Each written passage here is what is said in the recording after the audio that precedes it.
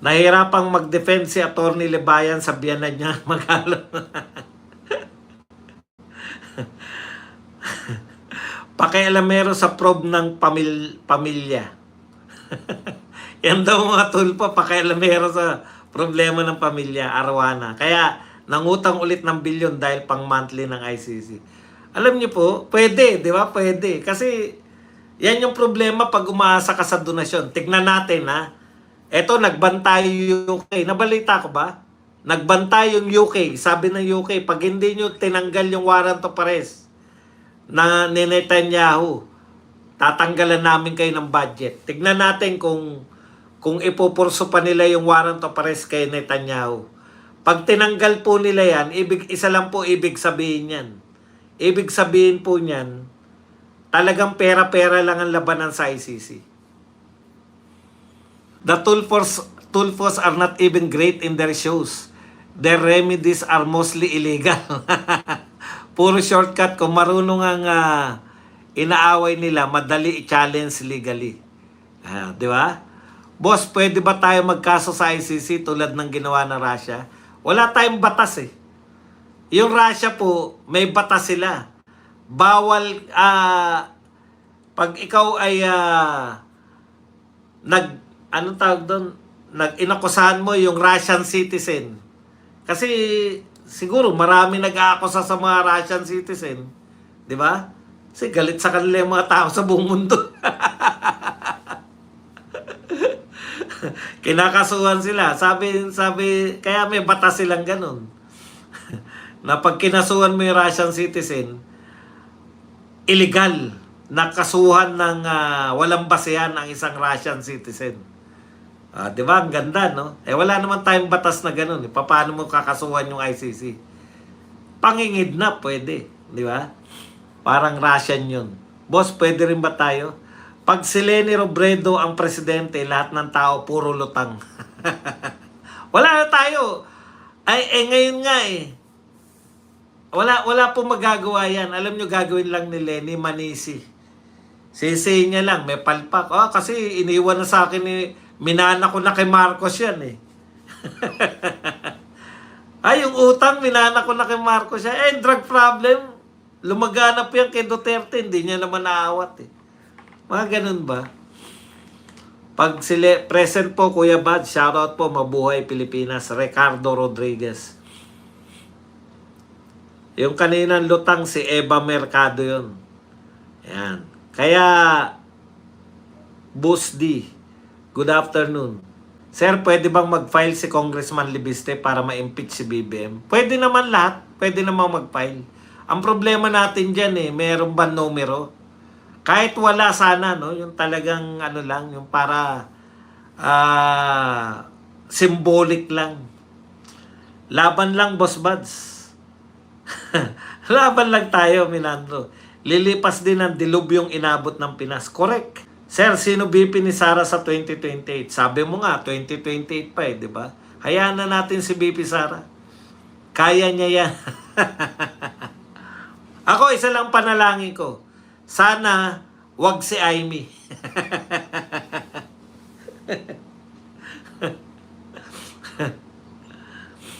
Bakit hindi kaya pasukin ng ICC ang North Korea? Dapat yung ICC meron ding warrant sa president ng North Korea.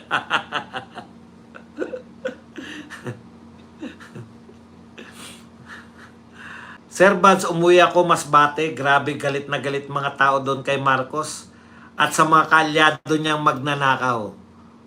Talagang dapat magalit po siya kung binabaha kayo. Naririnig nyo, trilyon. Buhat nung umupo si Marcos, trilyon na po ang ginagastos natin sa flood control. Pero lalong lumalala. Alam nyo, yung mga ilang pag-aaral, lumala pa dahil sa mga flood control. Hindi na sila nakatulong para mapigil ang baha. Lumala pa. Alam niyo yung isa nabasa kong pag-aaral? Parang baliktad ang epekto eh. Imbis na yung baha, hindi makarating sa katauhan. Kunwari ito bahayan. Imbis na yung baha galing dyan, hindi umapaw. Ang nangyayari po, dahil naglagay kayo ng harang, yung mga tubig po na papunta sana sa mga ilog, yung natural way, dahil hinarangan nyo, wala nang madaanan. Ang nangyari po, dahil sa paglalagay nyo ng hindi nyo pinag-aralan, yung mga flood control, hinarangan niya yung normal na daloy ng tubig papunta sa mga ilog, papunta sa mga tributaries, mga sapa to ilog, ilog to dagat. Dahil may harang-harang na yan, natrap na ngayon sa mga bahayan. Ayan, yan ang epekto. Kahit pa magsama ang dilaw, pula, pink at mga komunista, win-win pa rin si Sara Duterte, basta palitan lang si Garcia. Sabi ko nga, kahit na nariyan pa si Garcia kasi hindi niya po kayang dugain yung landslide Pag si Amy susuporta ka, alam niyo po, matagal ko na sinasabi, si Amy Marcos, yan ang numero 1 mangga, di ba? Yun lang. Alam ko po, alam ninyo na si Amy Marcos ay mangga. Alam niyo po kung bakit? Kaibigan niya, hindi raw sila naghiwalay ni BP Sara. Pero nung tumakbo siya, kanino siya tumakbo? Sa partido ng kapatid niya. Kailan siya nagpa-endorso kay BP Sara? Nung na-realize nila, teka muna, mukhang matatalo ako dito pag na-identify ako rito sa kapatid ko. Tablahin ko na yung kapatid ko, dito na ako. Isa pa, alam niya ng adik yung kapatid niya, di ba? Pero siya pa rin na nangumbisi kay BP Sara para makipag-partner. Alam niya na, sabi niya bata pa lang si BBM, alam niya na na-adik Kaya, lalo lang yung nagrevelasyon siya na adik talaga si BBM. Lalo lang, alam mo na pala. Bakit naging kasangkapan ka pa para mapa-oo nyo si BP Sara? Hayaan natin si BP Sara sa 2028. Ako naghanap ng kapustahan badge lahat ng kalaban ni Sara. Pagsabay nila. Ayan, tama po yun, no? Hayaan natin si BP Sara. Sa totoo lang. Yan kasi ang pagmumulan. Pagmumulan po yan ng away-away ng mga Duterte. Kasi meron, dapat si ganun ng vice. Hindi dapat si Bongo. Ay, dapat si Robin. Ay, dapat si ganun. Si Marcoleta. Ay, dapat si ganun. Kung talagang totoo kayong supporter ni BP Sara, kung sino po i-endorse ni BP Sara, supportahan natin. Wag lang si Amy. Ako naghanap ng kapustahan badge lahat ng kalaban ni Sara. Pagsabay nila ang boto kontra Sara, di kaya plus 5 million boto nila kontra Sara. Good morning, sana lang. Ayan. Si Amy pa rin na magtatanggol kay BBM pagtapos ng term niya sa pagnanakaw. INC, KOJC, DDS, sapat na para manalo si BP Sara. Huwag tayo asa sa mga kampo ng simbahang Katolika. Huwag naman, Katoliko ko Ang Katoliko po, pinakamarami. At saka yung Katoliko po, hindi po yan yung leader. Hindi po. Kanya-kanya po ang Katoliko. Katulad niyo, pare, yung adik na pare, susundin namin dahil Katolik kami. Hindi na Gagawin ang lahat ng lemong bangag na ito. Parang hindi makaupo si BP Sara sa 2028. Kaya kailangan matanggal na itong si Bangag ngayon pa lang. Alam nyo po, sumama kayo sa rally, makikita nyo po na hindi na ganun Maraming sumusuporta sa mga Duterte. Pero online, di ba? Naka-online support, nanonood sa mga rallies online. Kaya lang, napaka-practical po natin para hindi po tanggapin ang katotohanan. Hindi na po tayo 80s o yung panahon na EDSA. Tapos na po tayo ron May power po ang mga tao at dinadala nila yan sa balota. Nakikita po natin yung power ng mga Duterte sa balota. Sir Badong, good day. Paano kung makalusot yung proposed dynasty na pinaprove nila? Sana hindi makalusot. Huwag kayong mag-alala dahil mga panay dynasty yung mga nariyan. Panay dynasty po yung nariyan sa Kongreso. Mahirapan po yan. Yung addict na pare, sana di na nagdamit pare. Optics talaga. Hilig niyang grupo nila, hawak kasi mass media. Hindi yan baba si BBM kasi kampi na PNP at AFP. Kung mag-withdraw yan, PNP sa kanya, baba talaga yan. Tahimik si Atty. Glenn Chong, ano na kaya ang ganap sa kanya? Boss Badge, you saw how Atty. Guanzon lambasted Dilaw propagandist, Hayderian and Llamas, classic Bing. Alam nyo, ang bilib ako kay, tama naman eh. Yan ang gusto ko sa kanya, hindi siya nang gagamit na Duterte na ako, di ba? Parang andali lang. Sabi niya, pink ako, dilawan ako. Di ba? Pero siya lang po ang tanging dilawan at kakamping na nanatili sa prinsipyo nila. Dekada nilang binabanata ng mga Marcos, sinasabihan na Marcos magnanakaw. Tapos ngayon kakamping nyo. Ipokrito kasi, kaya bilib ako kay Guanzon, hindi dahil sa Duterte siya. Bilib ako po ako sa mga tao na hindi po baliktarin eh. Yung paniniwala nila noon, paniniwala pa rin ngayon. Bilib ako sa mga taong ganun eh. Anti-magnanakaw, anti-corruption ka. Tapos ang idedemanda nyo, yung taong walang bahid ng korupsyon. Doon ako may problema sa inyo, mga buwaka na bitch. Boss Badong, if ever maupo na si BP Sara as president at operang ka na isang simpleng posisyon sa government, anong pipiliin mo, Badong Aratilis? Galing po ako sa gobyerno eh. Ayoko na po ng trabaho. Naranasan ko po, siguro, kung kayo, bibigyan kayo ng pagkakataon na makaranas kayo ng trabaho na hindi kayo nagtatrabaho, eto po yun, yung vlogging sa akin. Dito po, angkop na angkop ako. Dito, wala akong piniplis na tao. Kung ano naisip ko gawin sa channel ko, gagawin ko. Kung ano sa tingin, binabayaran ka dito sa pagbablog, binabayaran po ako ni YouTube. Binabayaran din ako ng maliit na porsyento ni FB. Dahil sa aking ginagawa, dahil sa aking naiisip, dahil sa aking mga sinasabi. Hindi dahil sa may piniplis akong mga tao.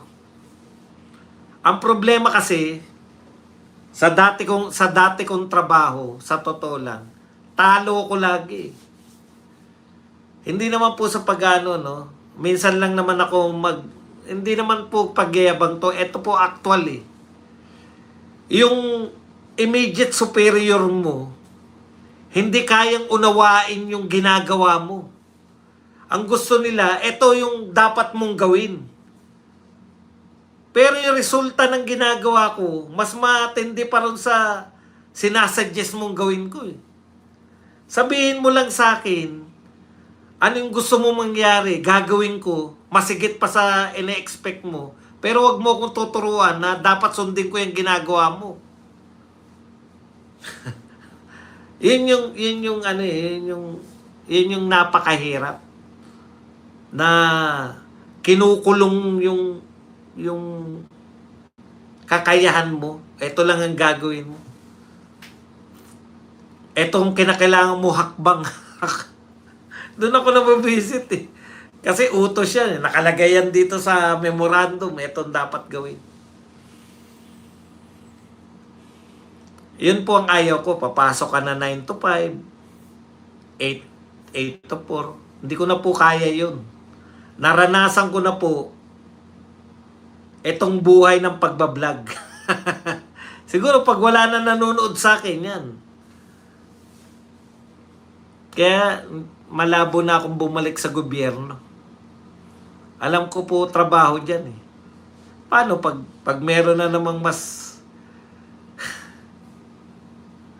Yun masakit. Uutusan mo ko, hindi mo kayang unawain tong mga ginagawa ko, tapos utusan mo ko ng... Kaya ayaw ko na pong bumalik. Siguro kung ako masusunod sa gusto kong gawin, pwede. Hindi naman pwede sa gobyerno yun. Susunod ka dun sa mas superior sa'yo. Dito sa vlogging, kaya ko pong gawin ang lahat. Marami po akong naiisip pa. Gusto ko magkaroon ng channel na purely comedy lang. Panay patawa lang. May nakita na akong kakolab ko. Maganda yung collab namin ni KPL sa patawa. Maganda yung collab namin. Kaya lang, talagang ang hirap kasi dahil ito yung ito talagang okay. Kaya marami naman ayaw dyan sa Pink at Dilaw, linis-linisan pero sobrang oportunista. Correct. Mga tuso, paano pagkakatiwalaan? Alam nyo ang pinakapalpak nila?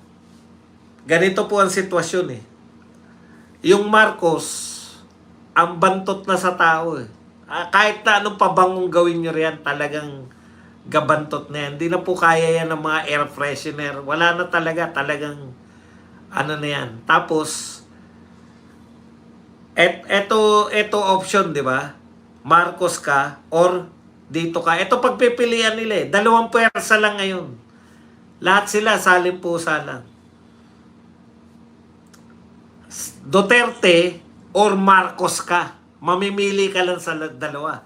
Hindi sila pagpipilian, wala sila, hindi sila option 'Di ba? So ang pinili ng mga dilaw, ito ang numero 1 nilang kalaban. Sino yung pwede nilang mauto? Sino pwede silang makinabang? Yun sila Dito sila kumampi sa mga Marcos. Nakikinabang na sila at the same time, yung pinakamalakas nilang kalaban, wala namang malakas dito na kalaban Tapos na si Marcos pagkatapos ng 2028, wala na silang kalaban. Sino pinili nila? Si Marcos. Kasi dalawa yung purpose nila. Durugin si BP Sara. Hindi nila kayang mag-isa yun kasi wala silang pondo. Dito sila asa. At the same time, nakakapang-nenok sila. Thank you very much kay Mima na nagbigay sa atin ng 250 pesos na pangkape. Mali sila ng pinili. Kung nag-all out sana sila, tinanggap na nila na hindi nila kayang talunin yung Duterte. Yung Duterte, matatag, yun, wala sila sa right set of mind nila. Kaya yung tao, nahiwalay na sa kanila. Wala nang option yung tao, Duterte na lang. Kasi option dapat nila yung mga dilawan Kaya lang yung dilawan, kumampi na rito Ang ginawa sana nila, dito sila, parang Guanson sana yung ginawa nila. Inatake rin nila to si BBM. At the same time, sinasabi nila, dilawan kami. Iba kami dyan sa mga Duterte. Ito yung gusto ng tao Walang option yung tao Anti-BBM ka o pro-BBM. Konti lang yung pro-BBM Dito sila kumampi sa konti. So hamig lahat ng Duterte. Lahat ng anti-Duterte, anti-Marcos. Hamig lahat yan ng Duterte. Kasi kumampi kayo dito kay BBM. Kaya lahat ng anti-Marcos ngayon, lahat ng galit kay Marcos, Duterte lang ang pag-asa nila. Kasi yung option sana yung dilawan, kung patuloy nyong inatake yung mga bugok, ang tagal nyong inaatake yung Marcos, ang nakinabang Duterte. Nung nakita ng mga tao, ang galing pala ng Duterte. Hindi na mabubura sa utak namin yan Yung pumalit yung Marcos, hinahanap pa rin yung leadership ng isang Duterte. Ngayon, dahil kayo, takot din kayo sa Duterte, dito kayo kumampi sa mga Marcos, wala na kayong option, kundi lumubog yung barko kasama kayo. Hindi nyo pwedeng sabihin ngayon na, ay, anti-Marcos talaga kami. Dapat, ang ginawa ng mga dilawan, tanggapin na nila na malakas talaga yung mga Duterte. atakehin pa rin nila, maging totoo. Galing nilang matake. Baka makakuha sila ng simpatya sa mga tao. Etong mga to, parang si Guanzon, nakakakuha ng simpatya yan.